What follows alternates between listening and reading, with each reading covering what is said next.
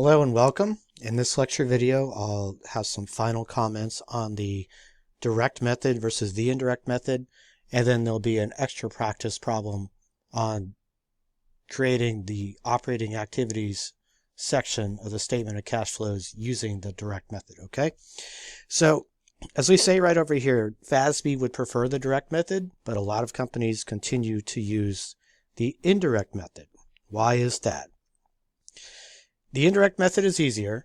Plus, if companies prepare using the direct method, the operating activities section of the statement of cash flows using the direct method, they also have to provide a reconciliation of net income to net cash provided used by operating activities.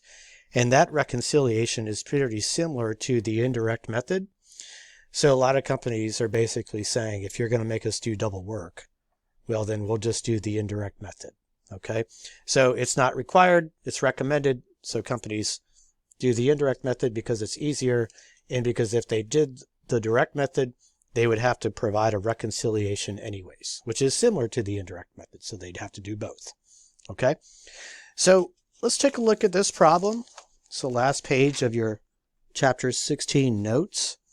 And so what I want you to do is I want you to pause the lecture video and do this problem on your own, okay? And what I'm going to do is I want to make sure that you follow this format.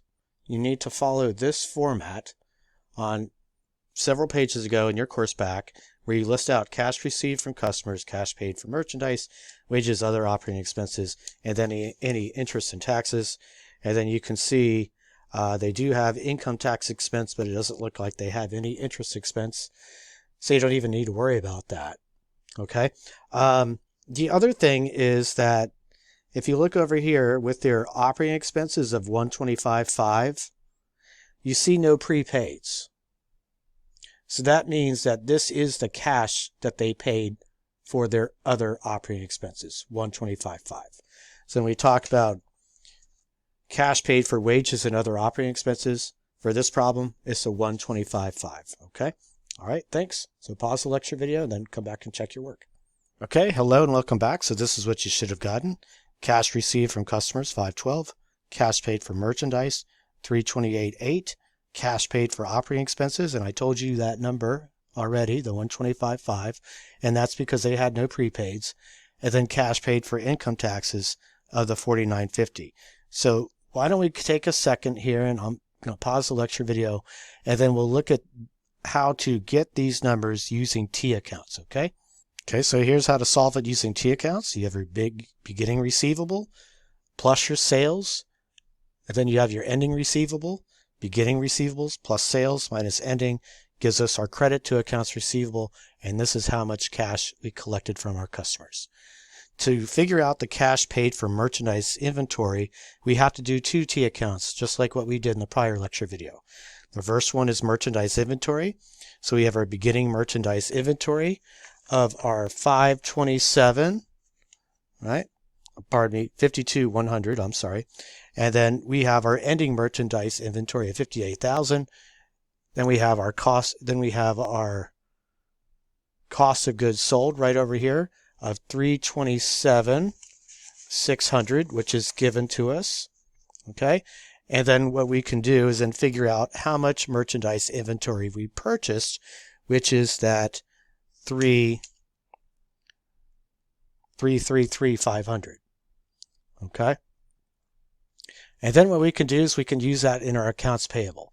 We have our beginning accounts payable plus how much we purchased, which we got from over here with this T account, minus our ending accounts payable, gives us the debit to accounts payable of $328,800, and this is equal to the amount of cash that we paid for merchandise inventory.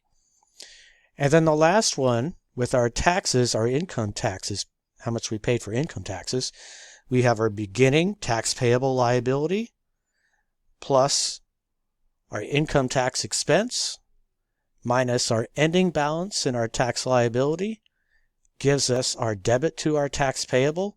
This debit is how much cash we paid for income taxes. Okay? So just to show you again, one more time what you should have gotten. Cash received from customers, cash paid for merchandise, cash paid for income taxes, and then we had, just as I was saying, our cost of goods sold, that 327.6, so you can back in to figure out how much you purchased. You move the purchased over here, beginning accounts payable plus how much you purchased minus ending gives you how much you paid off of your accounts payable. And this is the cash that you paid for your accounts payable, and your accounts payable is all for merchandise inventory. So this is how much cash you paid for merchandise inventory. Same thing over here with taxes payable, beginning taxes payable, which is given to us, plus our income tax expense minus our ending balance in taxes payable gives us how much cash we paid for our taxes payable. Okay, so that concludes our Chapter 16 lecture videos. Thank you so much.